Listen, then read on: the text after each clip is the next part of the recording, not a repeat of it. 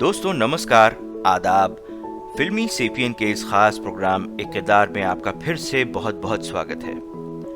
दोस्तों, एक जमाना था जब हिंदी फिल्मों में नकारात्मक भूमिकाएं अदा करने वाला कलाकार या तो जमींदार होता था या स्मगलर्स, डाकू या फिर लाला या मुनीम। घूम फिर कर हर फिल्म में हम ऐसे ही किरदारों को लगभग हर फिल्म में देखा करते थे। ऐसा ही एक कलाकार है जिसने लगभग हर फिल्म में एक तरह की भूमिका निभाने के बाद भी अपने हर किरदार को जीवंत करा और दर्शक हमेशा उनके बोलने के अंदाज और आवाज के उतार चढ़ाव को बेहद पसंद किया करते थे। जी दोस्तों, आज हम जानेंगे मशहूर अदाकार कन्हैयालाल चतुर्वेदी जी के बारे में। कन्हैयालाल जी ने लगभग 4 दशकों तक फिल्मों में अपने अभिनय का लोहा मनवाया।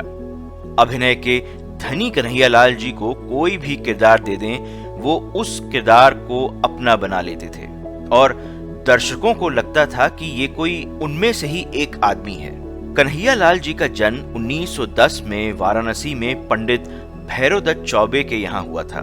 उनके पिताजी की वाराणसी में सनातन धर्म नाटक समाज नाम की नाटक मंडली थी, जिसकी वजह से उनका कई शहरों में आना जाना लगा रहता था। चूंकि उनके पिताजी किसी भी तरह नहीं चाहते थे कि पुत्र कन्हैया भी नाटक मंडली में आए, लेकिन अंततः उन्होंने अपने पिता के विरोध को नकार दिया और मंडली में शामिल हो गए। कन्हैयालाल जी जब बड़े हो रहे थे तो उनको इस काम में पिताजी के साथ घूमना और नाटकों को देखने में बड़ा मजा आता था।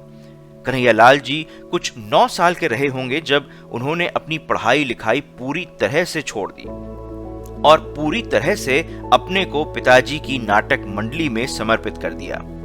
अभी जवानी ने भी पूरी तरह से नहीं जकड़ा था कि पिताजी ने उनकी शादी करवा दी और जवानी में कदम रखते ही पिताजी का देहांत हो गया। पिताजी के देहांत के बाद भाइयों ने कुछ समय के लिए नाटक कंपनी चलाने की कोशिश की, लेकिन असफल साबित होने पर उन्हें नाटक मंडली बंद करनी पड़ गई। इस निजी नुकसान ने कन्हैयालाल जी के ऊपर गहरा प्रभाव डाला, जिसके फलस्वरूप वो कुछ समय तक दुनिया से दूर रहे। कुछ समय पश्चात कन्हैयालाल जी के बड़े भाई श्री संकटा प्रसाद जी बंबई की ओर रुक कर चले थे।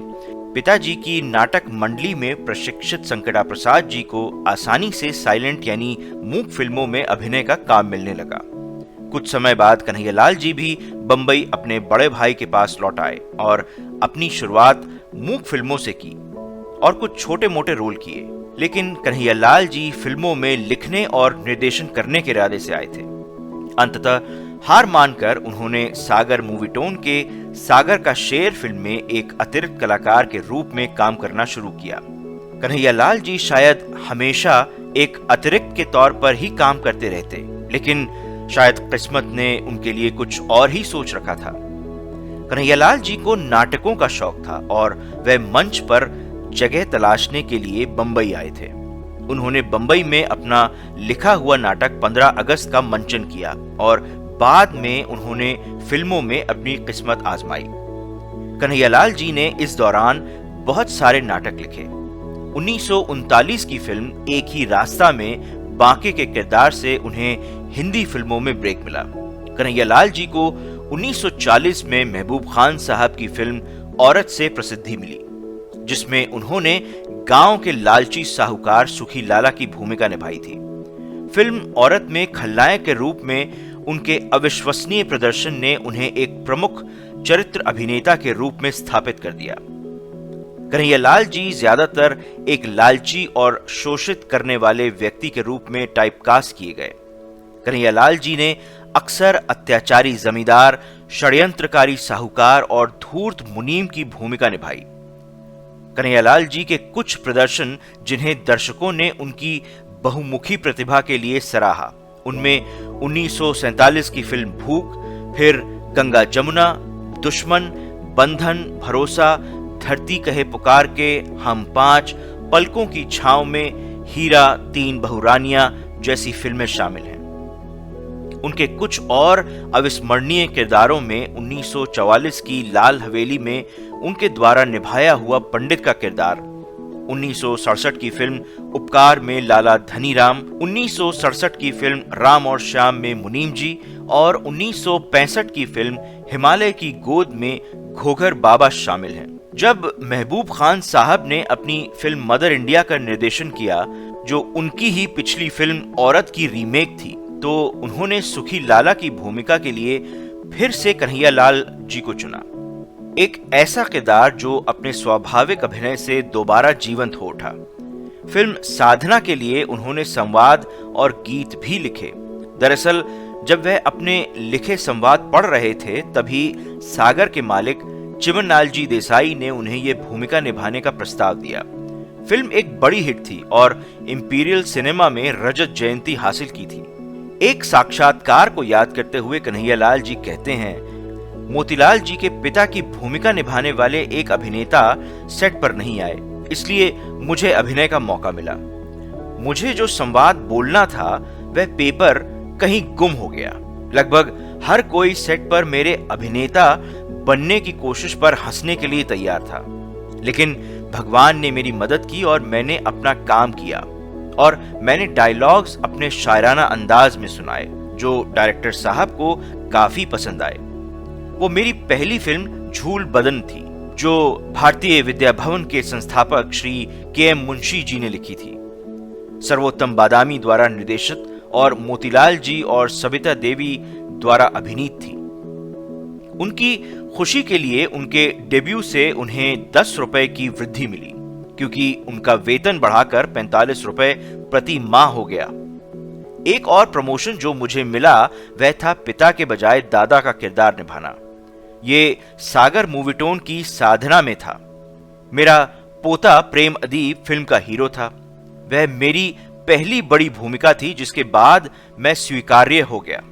मैं काफी युवा था, लेकिन इस तरह मैंने पुरानी भूमिकाएं निभाना शुरू कर दिया और समय के साथ मैं बूढ़ा और बड़ा होता गया, लेकिन मेरी भूमिकाएं छोटी और छोटी नहीं हुई। कन्हैयालाल जी के करियर ग्राफ की उठान महबूब खान साहब ने की थी। कन्हैयालाल जी को 1940 की फिल्म औरत में सुखी लाला की भूमिका के लिए चुना गया था। इसमें इन्होंने एक साहूकार की भूमिका निभाई, जिसकी युवा विधवा पर बुरी मंशा थी। जैसा कि उन्होंने एक साक्षात्कार में याद करते हुए कहा, इस प्रोडक्शन पर भी मुझे लग रहा था कि कैसे चीजों को आसान करूं। कोई भी मेकअप मैन खाली नहीं था या मेरी देखभाल करने के लिए तैयार नहीं था। जब मैंने फरीदून ईरानी साहब को यह कठिनाई बताई, जो इस फिल्म के सिनेमेटोग्राफर थे, उन्होंने शांति से कहा, चिंता मत करो, तुम जैसे हो वैसे ही दिखो और मैं बिना मेकअप के तुम्हारी तस्वीरें खींचूंगा। उन्होंने ऐसा ही किया। मेरे मेकअप में केवल मूछें थीं। ऐसे बहुत से सिने प्रेमी नहीं हैं जो बिना मेकअप के कलाकारों की तस्वीरें खींचने के लिए राजी हों।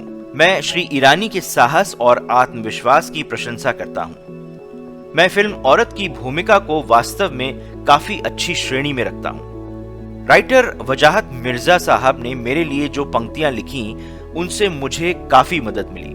वास्तव में मेरा दृढ़ विश्वास है कि एक अभिनेता को अच्छा प्रदर्शन कराने में सक्षम बनाने के लिए अच्छे संवाद की सबसे अधिक आवश्यकता होती है।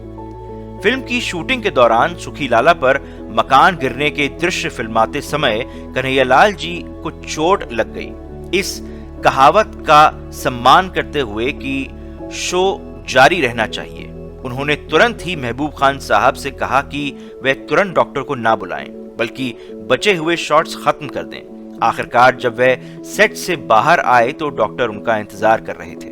श्रीमती महबूब खान, जिनका नाम सरदार अख्तर था, उनकी मुख्य भूमिका के साथ औरत की स्वर्ण जयंती रही। जब महबूब साहब ने औरत को 1957 की मदर इंडिया के रूप में दोबारा बनाया, तो केवल कन्हैयालाल जी ने उनकी भूमिका को दोहराया। यह हिंदी सिनेमा में पहली बार था जब उसी अभिनेता ने 17 साल बाद उसी किरदार को दोबारा निभाया। 1961 की फिल्म गंगा जमुना में उन्होंने एक बार फिर मुनीम के रूप में उत्कर्ष प्रदर्शन किया। वह महेश कौल जी की 1962 की फिल्म सौतेला भाई में भी दिखे, लेकिन फिल्म असफल रही। 1962 की फिल्म गृहस्थी, जिसमें उन्होंने एक स्टेशन मास्टर की भूमिका निभाई, इस भूमिका ने उन्हें बहुत संतुष्टि दी और उन्होंने कहा, मेरी राय में ये दक्षिण की पहली फिल्म है जिसमें मैंने इतनी बहुमुखी प्रतिभा हासिल की है। कन्हैयालाल जी ने 2 शादियां की थीं। उनकी पहली पत्नी के बारे में ज्यादा कुछ नहीं पता चल पाया, लेकिन उनकी दूसरी पत्नी का नाम जबंसी चतुर्वेदी था। उनके 3 बेटे और 4 बेटियां हैं। उनकी एक बेटी हेमा सिंह ने भी फिल्मों को अपना करियर चुना। हेमा सिंह जी ने 2021 में अपने पिताजी के ऊपर एक डॉक्यूमेंट्री नाम था कन्हैयालाल बनाई थी, जिसमें कन्हैयालाल जी की जिंदगी और फिल्मों के बारे में बताया गया था। उनकी बेटी का यह भी मानना है कि कन्हैयालाल जी का योगदान हिंदी फिल्म इंडस्ट्री में अभूतपूर्व है और उनको दादा साहब फाल्के अवार्ड से भी सम्मानित करना चाहिए। दोस्तों, इस बारे में आप क्या सोचते हैं, हमें कमेंट करके जरूर बताइएगा। कन्हैयालाल जी को पान खाना बेहद पसंद था और वो हमेशा अपने साथ पानदान रखते थे। उनके बारे में ऐसा भी कहा जाता है कि वो खाने से ज्यादा पान के शौकीन थे। कन्हैयालाल जी एक विलक्षण व्यक्ति थे। वे उन पारंपरिक आदर्शों से बहुत जुड़े हुए थे जिनके साथ उनका पालन पोषण हुआ था। उन्होंने अपने परिवार को फिल्म उद्योग से दूर रखने का ध्यान रखा और इसके बजाय वे अपने बच्चों को थिएटर में नाटक या कविता पाठ दिखाने के लिए लेके जाते थे।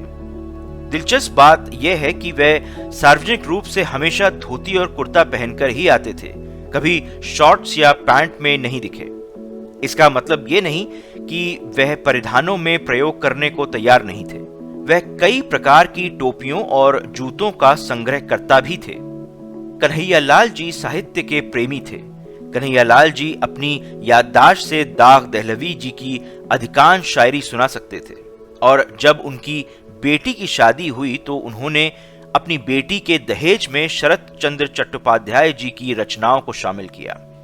1981 की फिल्म हम 5 की शूटिंग के दौरान कन्हैयालाल जी गंभीर रूप से घायल हो गए।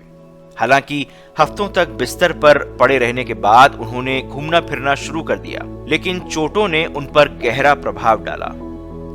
बॉलीवुड में कई दशकों तक काम करने के बाद 1982 की फिल्म हथकड़ी उनकी आखिरी फिल्म रही और 14 अगस्त 1982 को उनके अभिनय ने अंतिम सांस ली, जब वह सिर्फ 72 वर्ष के थे।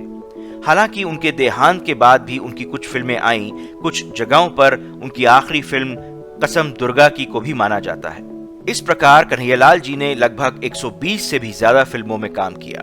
दोस्तों, आप भी एक्टर कन्हैयालाल जी के बारे में कुछ और बातें साझा करना चाहें तो हमें कमेंट करके जरूर बताएं। और अगर कन्हैयालाल जी से जुड़ी हुई ये जानकारियां आपको पसंद आईं तो इस वीडियो को लाइक शेयर जरूर कीजिए और इस चैनल फिल्मी सेपियन को सब्सक्राइब भी जरूर कीजिए। हमें कमेंट करके जरूर बताएं कि और किस मकबूल शख्सियत के बारे में आप जानना पसंद करेंगे।